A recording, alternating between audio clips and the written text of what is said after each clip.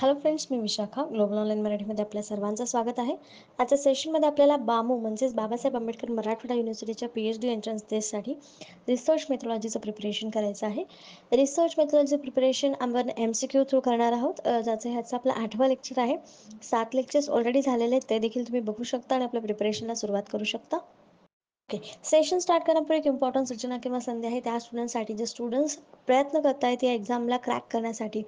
Exam आहे 3 तारखेला. आपल्याकडे 10 ते 12 दिवस शिल्लक आहेत. या 10 दिवसांमध्ये प्रिपरेशन जर कोणाची झाली नसेल तर आम्ही त्यांना हेल्प करू शकतो. त्यांच्यासाठी आम्ही खास घेऊन आलो आहोत एक क्विक कोर्स. जो क्विक कोर्स तुम्हाला पूर्ण नोट्स, मॉक टेस्ट आणि लेक्चर्स जे असणार आहेत ते तुम्हाला रेकॉर्डेड मिळणार आहेत आणि शिवाय क्रॅश कोर्स याच्यामध्ये स्पेशल असणार आहेत, जे तुमचा पूर्ण रिसर्च मेथॉलॉजीचा सिलेबस कव्हर करून घेणार आहेत. सो जॉईन करण्यासाठी फक्त इकडे दिलेल्या व्हॉट्सअप नंबरवरती मेसेज करा. कोर्सचे एनरोलमेंट जे आहे क्विक कोर्ससाठी ते सध्या चालू आहेत आणि फीस फक्त ₹799 आहे. तो लगेच जॉईन व्हा आणि प्रिपरेशनला सुरुवात करा. लास्ट लेक्चरमध्ये आपण हेच टॉपिक घेतले होते युनिट 1 मधले. आजही आपण तेच टॉपिक घेणार आहोत. त्याच्यावरचे 10 MCQs आणि 10 कन्सेप्ट त्यामागचे त्याचे एक्सप्लेनेशन आज आपण बघणार आहोत. बघूयाचा पहिला प्रश्न. And inductive theory is one that. प्रेरक सिद्धांत एक आहे की. काल आपण इंडक्टिव्ह आणि डिडक्टिव्ह रिझनिंगचे 2 मेथड्स किंवा पद्धती बघितल्या होत्या, 2 अप्रोचेस बघितले होते, ज्याच्यामध्ये आपल्याला माहिती आहे डिडक्टिव्हमध्ये आपण जनरलपासून मोर स्पेसिफिकपर्यंत जातो आणि इंडक्टिव्हमध्ये आपण स्पेसिफिकपासून जनरल थेअरीजपर्यंत जातो. तर मग आपल्याला इथे ऑप्शन्सपैकी सांगायचं की इंडक्टिव्ह थेअरी यापैकी कुठली आहे ऑप्शन्सपैकी. मग ऑप्शन्स दिलेले आहेत. Involves testing and explicitly defined hypothesis. स्पष्टपणे परिभाषित गृहीतकांचे परीक्षण करण्यास सामील आहे. Does not allow to for finding to feedback in to the stock of knowledge. ज्ञानाच्या साठ्यात निष्कर्षांना परत पोहोचण्याची परवानगी देत नाही. Uses quantitative methods whenever possible. जेव्हा शक्य असेल तेव्हा प्रेरणात्मक पद्धती वापरतात. D allows theory to emerge out of data. सिद्धांत डेटामधून बाहेर येण्यास अनुमती देते. स्पेसिफिकमधून जनरल. तर इथं आपला इंडक्टिव्ह थेअरी मिळते आहे. म्हणजे आपल्याला ऑप्शन डी मध्ये इथे आपल्याला करेक्ट आन्सर मिळतं आहे की सिद्धांत डेटामधून बाहेर येण्यास अनुमती देते. म्हणजे डेटा जो आपण गोळा केलेला आहे त्याच्यातून मोर स्पेसिफिक थेअरी निर्माण होते. इंडक्टिव्ह थेअरी इथे आपल्याला दिसते, म्हणून आपलं करेक्ट आन्सर इथे आहे D allows theory to emerge out of data. त्याचं एक्सप्लेनेशन कसं असेल आपण बघूया. In logic, we often refers to the two broad methods of reasoning as the deductive and inductive approaches. जे आपण बघितले ते deductive and inductive approaches. Deductive reasoning works from more general to the more specific, general to specific. Inductive reasoning works the other way, moving from specific observation to the broader generalization of theories. जसे की आपल्याला क्वेश्चनमध्ये विचारलं, म्हणजे जे options correct आलं होतं आपलं त्याच्यामध्ये डेटामधून आपण थेअरी काढणार आहोत, म्हणजे मोर स्पेसिफिक जनरलायझेशन करणार आहोत डेटामधून. मग इथं आपलं काय असणार आहे, इंडक्टिव्ह रिझनिंग असणार आहे. इंडक्टिव्ह थेअरी आपल्याला काढायची होती क्वेश्चनमध्ये आणि ते आपल्याला चौथ्या ऑप्शनमध्ये क्लिअरपणे मिळालं होतं. म्हणून आपला चौथं ऑप्शन जे होतं डी ते करेक्ट आन्सर होतं.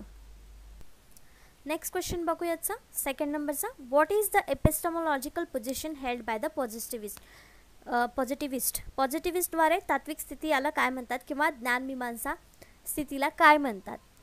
तर एपिस्टेमॉलॉजी म्हणजे काय आपण सुरुवातीला समजून घेऊया. एपिस्टेमॉलॉजी म्हणजे एखाद्या ज्ञानावरती, म्हणजे एखाद्या विषयी खूप बेसला जाऊन आपण आणखीन माहिती घेतो किंवा त्याचा सोर्स शोधतो किंवा त्याच्याबद्दल आणखीन माहिती मिळवण्यासाठी प्रयत्न करतो, त्यालाच आपण एपिस्टेमॉलॉजी असं म्हणू शकतो. तर त्या एपिस्टेमॉलॉजीचं पोझिशन पॉझिटिव्हिस्ट जे आहेत त्यांचं काय म्हणणं आहे किंवा त्याला काय म्हणतात हे आपल्याला सांगायचं आहे. ऑप्शन्स आहेत. There is no substitute for in depth hermeneutic understanding of society. समाजाचा सखोल हार्मोनेटिक समजण्याला पर्याय नाही. Scientific research should be based on value free empirical observation. वैज्ञानिक संशोधन मूल्यमुक्त अनुभवजन्य निरीक्षणावर आधारित असावे. Events and discourses in social world prevents us from having direct knowledge of natural order. सामाजिक जगातील घटना आणि प्रवचन आपल्याला नैसर्गिक ऑर्डरचे थेट ज्ञान घेण्यापासून प्रतिबंधित करतात. It is important to remain optimistic about our research even when things go wrong. गोष्टी चुकीच्या झाल्या तरीही आपल्या संशोधनाबद्दल आशावादी राहणे महत्त्वाचे आहे. तर यापैकी कुठली गोष्ट आपल्याला जास्त पॉझिटिव्ह वाटते आहे, तर तेच आपल्या पॉझिटिव्हिस्टचं म्हणणं आहे किंवा त्यांचं पोझिशन जे आहे तीच आहे. तर यामधलं बी ऑप्शन जे आहे ते आहे scientific research should be based on value free empirical observation, म्हणजे मूल्यमुक्त असावा आणि अनुभवजन्य निरीक्षणावर आधारित असावं. त्यातूनच आपल्याला योग्य माहिती मिळेल आणि जे आपल्याकडे ऑलरेडी माहिती आहे त्याच्यावरचा आणखीन क्लिअर नॉलेज आपल्याला मिळेल. मग ऑप्शन बी जे आहे तेच आपलं करेक्ट आन्सर आहे की scientific research should be based on value free empirical observation. तर what is epistemological position held by positivist? That is scientific research should be based on value free empirical observation. तर हे आपल्याला सतत लक्षात राहावं म्हणून मी हे वाक्य 2-3 वेळेस रिपीट करते की आपल्याला कुठली पॉझिटिव्हिस्ट पोझिशन हेल्ड केली जाते एपिस्टेमॉलॉजिकलमध्ये. तर ही आपलं करेक्ट आन्सर इथे बी ऑप्शन आहे. Epistemology in business research as a branch of philosophy deals with the source of knowledge. तर epistemology म्हणजे काय? The source of knowledge थोडक्यात आपण म्हणू शकतो. Specifically, epistemology is concerned with possibilities, nature, sources and limitation of knowledge in field of study. Alternatively, epistemology can branded as study of criteria by which researchers classifies what does and does not constitute to the knowledge. In simple words, epistemology focuses on what is known to be true. It is way of thinking opposite to ontology. तर इथे एपिस्टेमॉलॉजी म्हणजे काय सांगितलेलं आहे त्यांनी की हे nature आहे, शक्यता आहे, सोर्सेस आहेत, लिमिटेशन आहे. कशाचं? तर नॉलेजचं. मी सुरुवातीला सांगितलं की एपिस्टेमॉलॉजी म्हणजे नॉलेजच्याच रिलेटेड ही एक कन्सेप्ट आहे की त्याच्यावर आपण जास्तीत जास्त सर्च करणं, त्याच्यावरती खोलात जाऊन विचार करणं किंवा त्याच्याबद्दलची नवीन कन्सेप्ट पुढे आणणं, नवीन नॉलेज त्याच्यामध्ये ॲड करणं एखाद्या स्पेसिफिक कन्सेप्टवर किंवा त्याच कन्सेप्टवर, तेव्हा त्याला आपण एपिस्टेमॉलॉजी असं म्हणतो. नेक्स्ट क्वेश्चन बघतो आपण 3rd नंबरचा. The interpretivist view of social sciences is that. सामाजिक शास्त्राचे दुभाषिक मत असे आहे की, जसं आपण एका लेक्चरमध्ये बघितलं होतं की नॅचरल सायन्स आणि सोशल सायन्स हे 2 प्रकार आहेत सायन्सचे. तर त्याच्यामध्ये सोशल सायन्स म्हणजे सामाजिक शास्त्राचं दुभाषिक मत काय आहे ते आपल्याला ऑप्शन्सपैकी निवडायचं आहे, ऑप्शन्समधून सांगायचं आहे. तर आपल्या ऑप्शन्स आहेत ए, their subject matter is fundamentally different to that of the natural science. त्यांचे विषय मूलभूत विज्ञानापेक्षा भिन्न आहेत. We should aim to achieve the interpretive understanding of social action. सामाजिक क्रियेचे व्याख्यात्मक आकलन साध्य करण्याचे आपले लक्ष्य आहे. It is important to study the way people make sense of their everyday worlds. लोक आपल्या दैनंदिन जगाविषयी ज्या पद्धतीने अर्थ काढतात त्याचा अभ्यास करणे महत्त्वाचं आहे. तर यापैकी कुठला ऑप्शन आपल्याला, आणि चौथा आहे ऑल ऑफ द अबो वरील सर्व. तर सामाजिक शास्त्रामधलं कुठली गोष्ट याच्यामध्ये आपल्याला सगळ्यात जास्त महत्त्वाची वाटते आहे? तर यामध्ये सगळ्याच गोष्टी ज्या आहेत त्या महत्त्वाच्या आहेत सामाजिक शास्त्रामध्ये. तर यामध्ये दुभाषिक मत आहे असं म्हटलं जातं किंवा ह्या ज्या गोष्टी आहेत तिन्ही गोष्टी या सोशल सायन्ससाठी आवश्यक आहेत. मग आपलं करेक्ट आन्सर इथलं कुठलं असणार आहे? D, all of the above वरील सर्व ज्या गोष्टी आहेत त्याच्यामध्ये दुभाषिक मत आहे सामाजिक शास्त्राविषयी. तर त्या क्वेश्चनचं आपण एक्सप्लेनेशन समजून घेऊया की डी का आलं किंवा त्याचे तिन्ही पॉईंट आपल्याला बरोबर का आहेत, दुभाषिक का आहेत. All of this answer reveals something about the interpretive view of social science. तर दुभाषिक मत जे आहे त्याच्याबद्दल काहीतरी ते सगळेच ऑप्शन्स आपल्याला सांगत आहेत. प्रत्येकजण प्रत्येक स्टेटमेंट त्याच्यातलं आपल्याला सोशल सायन्स म्हणजे सामाजिक शास्त्राच्या दुभाषिक मताबद्दल सांगत आहे. The approach is based on reaction of positivism insisting people are not objects. तर लोक जे आहेत सोशल सायन्समध्ये लोकांचा अभ्यास केला जातो, तर ते लोक जे आहेत ते वस्तू नाही आहेत किंवा त्यांचा वापर नॅचरल सायन्सच्या मेथोडॉलॉजी पद्धती वापरून केला जाऊ शकत नाही. त्यांच्यासाठी ते वेगळीच पद्धती वापरली जाते सोशल सायन्समध्ये त्यांचा अभ्यास करण्यासाठी. Most social phenomena are produce through human interaction. म्हणजे नवीन वस्तू किंवा नॉलेज जे आहे सोशल सायन्समधलं ते त्यांच्याशी इंटरॅक्शन करून किंवा त्यांच्याशी बोलून मगच काढलं जातं. तर हे आपल्याला या क्वेश्चनमध्ये किंवा या ऑप्शन्समध्ये दिसतं की हे तिन्ही जे ऑप्शन्स आहेत ते करेक्ट आहेत. त्याच्यामध्ये दोन्हीमध्ये दुभाषिक मत आपल्याला दिसतं आहे, म्हणून करेक्ट ऑप्शन आपल्याला आलं होतं D, all of the above. Next question आहे 4th नंबरचा. The qualitative research strategy places of value on. गुणात्मक संशोधन धोरण यावर मूल्य ठेवते, म्हणजे यावरून मूल्य त्याचं निर्धारण करते क्वालिटेटिव्ह रिसर्चचं. कशावरून? आपल्या ऑप्शन्स आहेत using numbers, measurements and statistical techniques. संख्या मोजमाप आणि संख्याशास्त्रीय तंत्रे वापरणे. Generating theories through inductive research about social meaning. सामाजिक अर्थांबद्दल प्रेरक संशोधनाद्वारे सिद्धांत निर्माण करणे. Conducting research that is very high quality, अत्यंत उच्च गुणवत्तेचे संशोधन करत आहे. आणि D all of the above वरील सर्व. तर क्वांटिटेटिव्ह रिसर्चची स्ट्रॅटेजी आहे ते म्हणजे मूल्य गुण जे म्हणतात आपण ते या रिसर्चचे कशावरून कळतात. तर आपला ऑप्शन्स इथं दिलेले आहेत आणि त्याचं करेक्ट आन्सर आहे B, generating theories to inductive research about social meaning. का बी आन्सर आलं, कारण क्वांटिटेटिव्हमध्ये जे नंबर्स येतात ते क्वांटिटेटिव्हमध्ये येतात, क्वालिटेटिव्हमध्ये नाही, म्हणून आपला ऑप्शन ए कट झालं.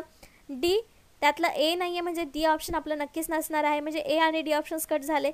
सी आणि बीमध्ये करेक्ट आन्सर बी आला, कारण conducting research that is very high quality, अत्यंत उच्च गुणवत्तेचे संशोधन करणं म्हणजे ते मूल्य किंवा त्याची चांगली क्वालिटी आहे किंवा व्हॅल्यू आहे क्वालिटेटिव्ह रिसर्चची असं आपण म्हणू शकत नाही. मग इथे gathering theories through inductive research about social meaning, सामाजिक अर्थाबद्दल प्रेरक संशोधनाद्वारे सिद्धांत निर्माण करणे, हेच आपलं इथे करेक्ट आन्सर असू शकतं.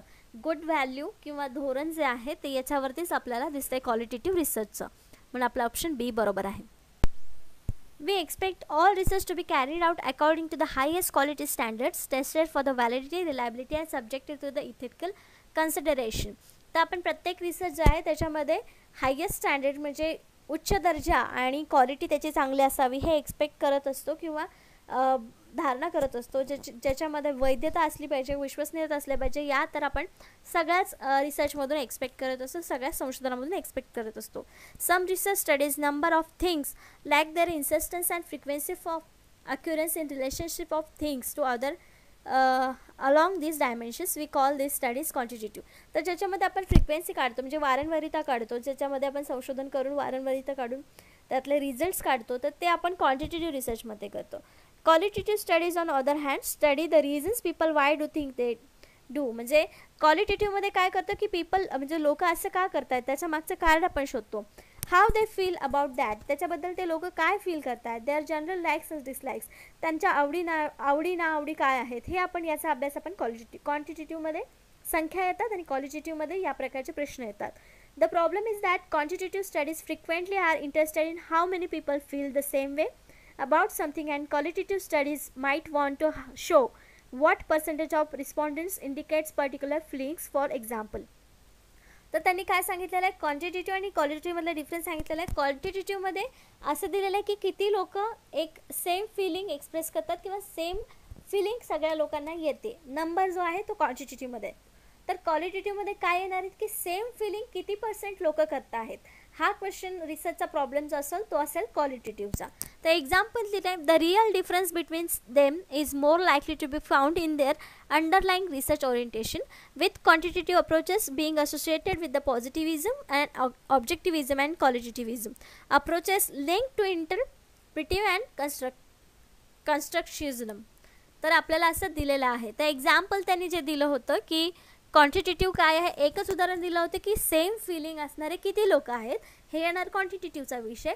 आणि ती फिलिंग किती % लोकांना आहे, एक फिलिंग किती % लोकांना आहे, हा झाला आपला क्वालिटेटिव्ह रिसर्च. त्याच्यामध्ये आपल्याला क्वांटिटेटिव्ह काय रिसर्च म्हणजे कुठला आणि क्वालिटेटिव्ह रिसर्च म्हणजे कुठला आहे हे क्लिअर झालेलं असावं. नेक्स्ट क्वेश्चन आहे 5th नंबरचा, which of the following is an example of value free research. खालीलपैकी कोणते मूल्यमुक्त संशोधनाचे उदाहरण आहेत. लास्ट क्वेश्चनमध्ये आपण एक बघितलं आहे की मूल्यमुक्त संशोधन असावं, एक्सपिरियन्स बेस म्हणजे ऑब्झर्वेशन बेसवर रिसर्च असावं. तर तेच व्हॅल्यू फ्री रिसर्चचं उदाहरण कोणतं आहे ते आपल्याला सांगायचं आहे. ऑप्शन्स दिलेले आहेत, कॉन्शियस पार्शलिटी, जाणीव पक्षपात, सिम्पथी फॉर द अंडरडॉगसाठी सहानुभूती, अनस्ट्रक्चर्ड इंटरव्ह्यूइंग, रचना नसलेली मुलाखत. व्हॅल्यू फ्री रिसर्च काय असेल यातलं उदाहरण द्यायचं आहे. त्याचं करेक्ट आन्सर जे आहे ते आहे D, none of the above, वरीलपैकी काहीही नाही. त्याचं एक्सप्लेनेशन बघूया आपण की हे तिन्ही जे ऑप्शन्स आहेत त्याच्यामध्ये आपल्याला व्हॅल्यू नाही आहे असं आपल्याला दिसतं आहे, पण तरी पण हे आन्सर का नाही आहेत, D none of the above का आन्सर आलं ह्याचं. एक्सप्लेनेशन आहे, values reflect either the personal beliefs or the feelings of researchers. तर व्हॅल्यू काय करत असणार, वैयक्तिक बिलीफ आणि फिलिंग्स, रिसर्चर्सच्या भावना ज्या आहेत ते प्रेझेंट करत असतात किंवा त्या दाखवत असतात व्हॅल्यूज. मग आपल्याला प्रश्नामध्ये जे दिलेलं आहेत ऑप्शन ए आणि बी ते फक्त इंडिकेटिव्ह ऑफ व्हॅल्यूज, ते कॅनॉट बी करेक्ट. ते इंडिकेटिव्ह आहेत व्हॅल्यूजचे, ते करेक्ट असू शकत नाही, ते रिसर्च व्हॅल्यू फ्री रिसर्चचे उदाहरण असू शकत नाही. आणि तिसरा ऑप्शन होता unstructured interviewing in research method. तर अनस्ट्रक्चर्ड इंटरव्ह्यूइंग ही एक रिसर्चची मेथड आहे, एक्झाम्पल नाही आहे रिसर्चचं. Typically used in qualitative research of strategies, म्हणजे क्वालिटेटिव्ह रिसर्चमध्ये ही आपण मेथड वापरतो, interview unstructured interview. But method by itself cannot be regarded as value free value added. म्हणजे जे मेथड आहे ती कधी व्हॅल्यू फ्री किंवा व्हॅल्यू ॲडेड असू शकत नाही. So must be incorrect, making answer D is correct by default. म्हणजे त्यांनी सांगितलेलं आहे की मग हे तिन्ही ऑप्शन जर करेक्ट नसतील तर आपल्याला by default D option correct आहे असे म्हणावं लागेल. Can there be such thing as value free research might have been. म्हणजे असा प्रश्न आहे की व्हॅल्यू फ्री रिसर्च अशी कन्सेप्ट आली आहे, कन्सेप्ट असेल पण त्यामध्ये अजून व्हॅल्यू फ्री रिसर्च असा एखादा उदाहरण आपल्याला देता येणार नाही, असं क्वेश्चन अजून समोर आलेलं नाही आहे असं आपण सांगू शकतो. नेक्स्ट क्वेश्चन आहे 6 नंबरचा. An important practical issue to consider when designing a research project is. संशोधन प्रकल्पाची आखणी करताना एक महत्त्वाचा व्यावहारिक मुद्दा विचारात घ्यावा लागतो. तो मुद्दा कुठला? आपले ऑप्शन्स आहेत. Which theoretical perspective you find most interesting. कोणता सैद्धांतिक दृष्टिकोन आपल्याला सर्वात मनोरंजक वाटतो तो. हा व्यावहारिक मुद्दा झाला का? नाही. मग आपला करेक्ट आन्सर इथे हे नसणार आहे. Whether or not you have time to retire the bathroom first. आपल्याला प्रथम स्नानगृह टेकवण्याची वेळ आहे की नाही हे विचार करायचे. हा महत्त्वाचा मुद्दा आहे का संशोधन प्रकल्पाची आखणी करताना? नाही. See how much time and money you have to conduct the research. आपल्याकडे संशोधन करण्यासाठी किती वेळ आणि पैसा आहे. आणि D which colour of ring blender to present your work in. आपले कार्य सादर करण्यासाठी रिंग बाइंडरचा कोणता रंग हवा आहे किंवा कोणता रंग आहे, हे महत्त्वाचे मुद्दे आहेत का? तर ए, बी आणि डी वाचल्यानंतर आपल्याला लगेच लक्षात येईल की व्यावहारिक मुद्दा हा नाही. व्यावहारिक मुद्दा आपल्याला सी ऑप्शनमध्ये दिसतोय, एक पैसा दिसतो आहे आणि वेळ दिसतो आहे. मग आपल्याला करेक्ट ऑप्शन देखील तेच आहे. How much time and money you have to conduct हा विचाराचा मुद्दा जो आहे तो आपल्याला संशोधन प्रकल्पाची आखणी करताना लक्षात ठेवावा लागतो. हा एक महत्त्वाचा मुद्दा आहे. म्हणून आपलं करेक्ट आन्सर इथं सी आलेला आहे. तर त्याचा आन्सर हे कसं आलं आपण एक्सप्लेन करूया. Its ability to force us to transcend the constant impose by the scarcity of time and money. वेळ आणि पैशाच्या कमतरतेमुळे घालून दिलेल्या मर्यादा ओलांडण्यासाठी आपल्याला भाग पाडण्याची त्याची क्षमता आहे. At the outset we might persuaded ourselves to tackle something we can achieve well even if it is not very exciting. जरी इंटरेस्टिंग नसेल, एक्साइटिंग नसेल तरीसुद्धा आपण त्याच्यामध्ये काहीतरी अचीव करण्यासाठी जेव्हा प्रयत्न करतो तेव्हा त्यातून चांगलं काहीतरी आपल्याला मिळतं. जेव्हा पैसे आणि टाईम आपण मॅनेज करू तेव्हा, किंवा किती खर्च करण्याची आपली क्षमता आहे त्याच्यावरती.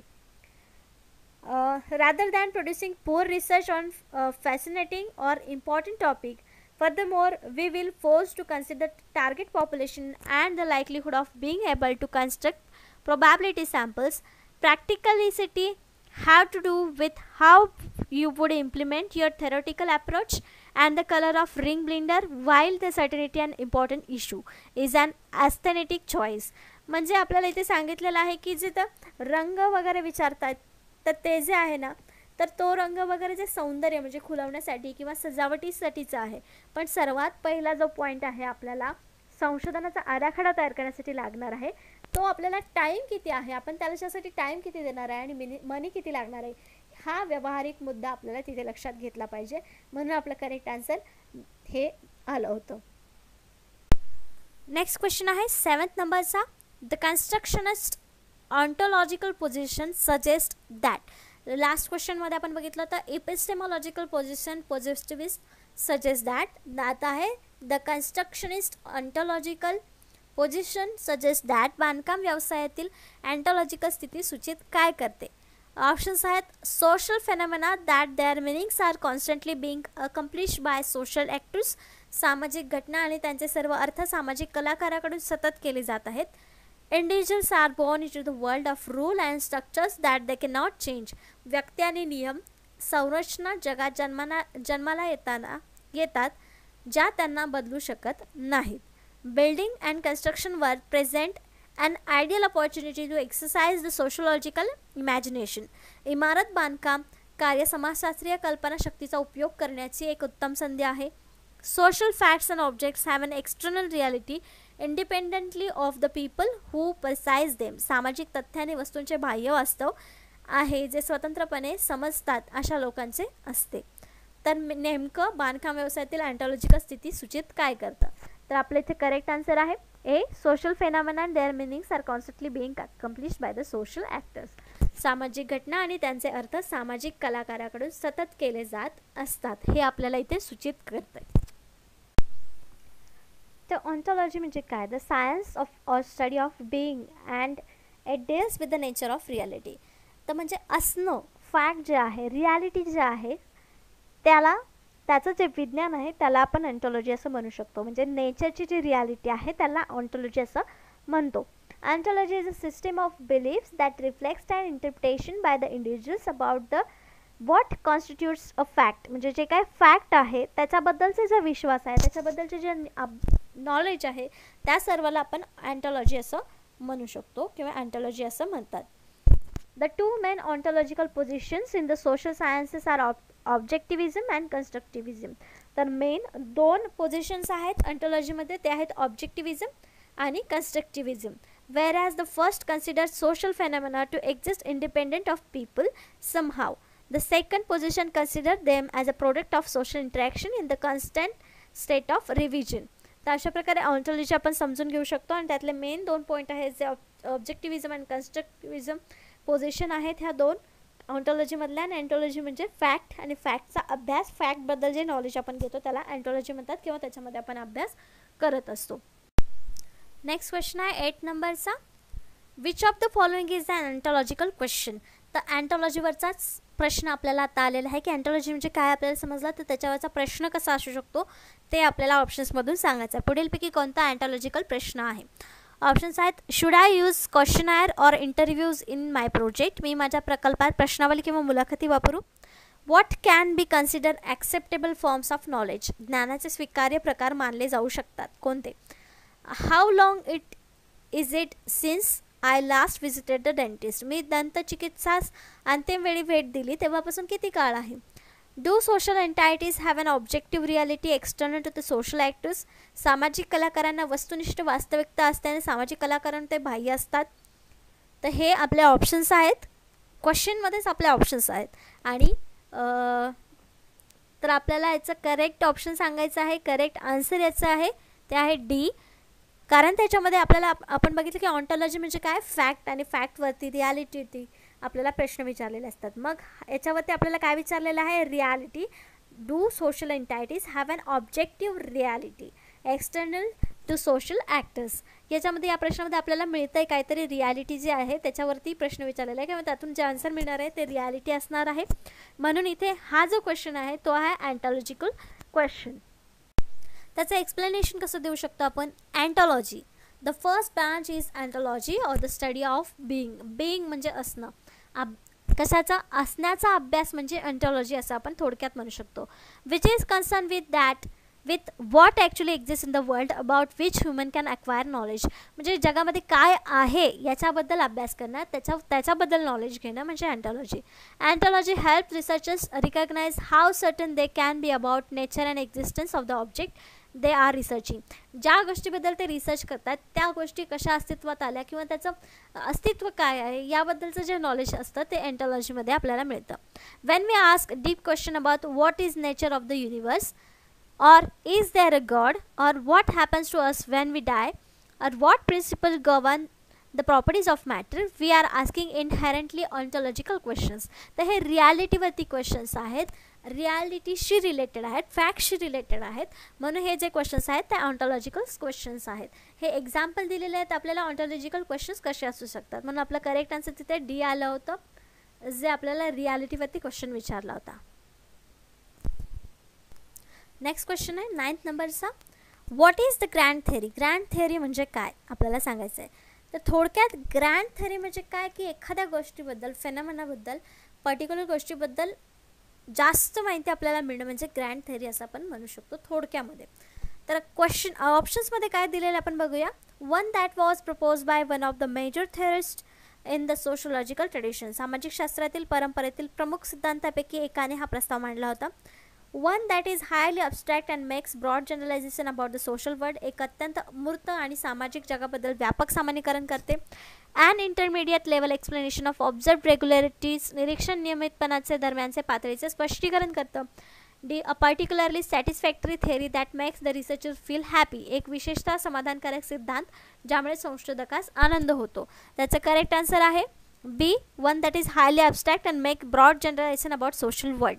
तर ग्रँड थेअरी हा जो विषय आहे किंवा कन्सेप्ट आहे ती सोशल सायन्स किंवा सोशल वर्ल्डशी रिलेटेड आहे, ज्याच्यामध्ये ब्रॉड कॅटेगरीमध्ये आपण एखादा स्पेसिफिक फेनॉमेनाचा स्टडी आपण जास्त मोठ्या प्रमाणात करत असतो. म्हणजे एक अत्यंत अमूर्त आणि सामाजिक जगाबद्दल व्यापक सामान्यीकरण करते, त्याला ग्रँड थेअरी असं म्हणतो. Grand theory is a term coined by American sociologist C. Wright Mills in the sociological imagination to refer the form of highly abstract theorizing in which formal organization and arrangement of concept takes priority over understanding the social reality. Social reality जी काही आहे ते समजून घेण्यासाठी ही concept आपण इथे वापरतो आहोत, ज्याला बोलतो आपण grand theory. In his view, grand theory is more or less separate from concrete concerns of everyday life and its variety in time and space. तर ही जी थेअरी आहे ती आपल्याला मोर और लेस सेपरेट फ्रॉम बाकीचे जे थेअरीज आहेत त्याच्यामधून वेगळी आहे असं आपण म्हणू शकतो. तर ग्रँड थेअरी म्हणजे थोडक्यात काय, तर सोशल रियालिटीचा अभ्यास करण्यासाठी ही थेअरी आपण वापरतो. नेक्स्ट क्वेश्चन आहे 10th नंबरचा. Why might we say that quantitative research also try to study social meanings. आपण असे म्हणू शकतो की परिणात्मक संशोधन सामाजिक अर्थाचा अभ्यास करण्याचा देखील प्रयत्न करतं. तर क्वांटिटेटिव्हमध्ये आपण बघितलं की सांख्यिकीय माहिती वापरून जी काय माहिती आपण गोळा करतो किंवा रिसर्च करतो तो क्वांटिटेटिव्ह रिसर्च असतो. पण असं देखील आपण असं म्हणतो की परिणात्मक संशोधन देखील सामाजिक अर्थाचा अभ्यास करण्याचा प्रयत्न करत आहे, असं कुठल्या ह्याच्यावर म्हणू शकतो. ऑप्शन्स दिलेले आहेत, त्यापैकी एक करेक्ट ऑप्शन आपल्याला निवडायचा आहे. ऑप्शन्स आहेत because the method they use most in that interview, कारण त्यांनी सर्वात जास्त वापरलेली पद्धत म्हणजे सखोल मुलाखत. Because their written reports usually refers to the interpretivist epistemology, कारण त्याचे लिखित अहवाल सहसा इंटरप्रिटिव्हिस्ट इपिस्टेमॉलॉजी संदर्भ घेतात. Because survey and questionnaire are use to examine attitudes and opinions, कारण सर्वेक्षण प्रश्नावली वृत्ती आणि मते तपासण्यासाठी वापरली जातात. Because they observe human behaviour in laboratory, कारण ते प्रयोगशाळेत मानवी वर्तन पाहतात. त्याचं करेक्ट आन्सर एकच असणार आहे, ते म्हणजे सी, ज्याच्यामध्ये क्वेश्चनायर आणि सर्वे वापरला जातो की लोकांचं मतं आणि वृत्ती तपासण्यासाठी किंवा त्यांचे मतं घेण्यासाठी. पण डेटा गोळा करण्यासाठी आपण हीच पद्धत वापरतो आणि क्वालिटेटिव्हमध्ये देखील आपण तीच पद्धत वापरतो. म्हणून या ऑप्शनमुळे आपण असं म्हणू शकतो की क्वांटिटेटिव्ह रिसर्च जो आहे, परिणात्मक संशोधन जो आहे, तो सामाजिक अर्थाचा अभ्यास करण्याचा देखील प्रयत्न करतो, कारण याच्यामध्ये वृत्ती आणि मतं देखील आपल्याला कळतात. A lot of difficulties between quantitative and qualitative research stem from the consideration of meaning. आपल्याला भरपूर वेळेस कन्फ्युजन देखील झालं असेल की क्वांटिटेटिव्ह आणि क्वालिटेटिव्हमध्ये फरक काय आहे, त्याचा अर्थ वेगवेगळा काय आहे. It is argued that quantitative studies can reveal statistic but not those factor which produce the statistics. म्हणजे क्वांटिटेटिव्हमध्ये असं आर्ग्यू केलं जातं किंवा वाद आहेत की क्वांटिटेटिव्हमध्ये जो स्टडी अभ्यास करतो आपण त्याच्यामध्ये स्टॅटिस्टिक्स फॅक्टर्स यूज होतात, जे स्टॅटिस्टिक काढण्यासाठी जो डेटा आपण गोळा करतो किंवा डेटा जो वापरला जातो तो त्याच्यामध्ये येत नाही. Furthermore although what things are had and what they mean fundamentally different, म्हणजे जे काय आहे आणि ज्याचे काय आपण त्याचा अर्थ निघतो ह्या दोन्ही गोष्टी मूळतः वेगळ्या आहेत. It is and meaning of things that shape people relationship with the world around them. On the other hand there can be little doubt that quantitative social research really are driven by the need to understanding meaning. So the argument is really between efficiency of method they such use to uncover it. Questionnaires really do try find out the people attitude and opinions, even if the results are shows as number of people with a particular attitude rather than the reasons for the holding attitude. त्याच्यामध्ये आपल्याला काय सांगितलेलं माहिती आहे की questionnaire जे आपण use करतो आहोत त्याच्यामुळे खरंच क्वांटिटेटिव्ह रिसर्च जो आहे तो क्वालिटेटिव्ह रिसर्चची क्वालिटी घेऊ शकतो किंवा त्याच्यामध्ये ते एक्सप्लेन करण्याची ताकद त्या पद्धतीमुळे आहे किंवा क्वेश्चनायरमुळे आहे. तर अशा प्रकारे आजचे आपले 10 प्रॅक्टिस क्वेश्चन्स आणि 10 कन्सेप्ट जे आहेत ते आपल्याला इथे झालेले आहेत. नेक्स्ट लेक्चरमध्ये आपण नेक्स्ट युनिटवरच्या नेक्स्ट कन्सेप्ट आणि नेक्स्ट प्रश्न बघणार आहोत. आजच्या सेशनसाठी थँक्यू.